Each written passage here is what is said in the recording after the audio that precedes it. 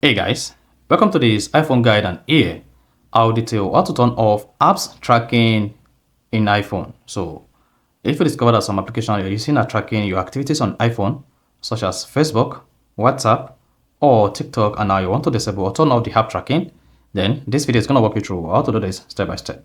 So if you're none of this, you found this often informative, please don't forget to like and then subscribe. Now, to turn off apps tracking in iPhone, all you just need to do is go to your iPhone settings, and on the settings page, you just need to scroll down. Keep scrolling until you get to privacy and security and click on that.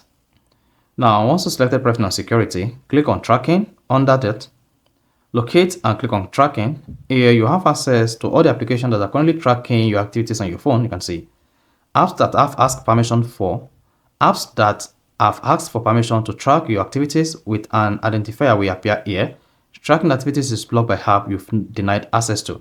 Then to turn off apps from tracking you on your iPhone, just disable all of this. So you can disable as many as possible applications you have on this page to stop them from tracking your activities on your phone. So that is basically how to turn off apps tracking on iPhone. So if you found this often informative, please don't forget to like and then subscribe.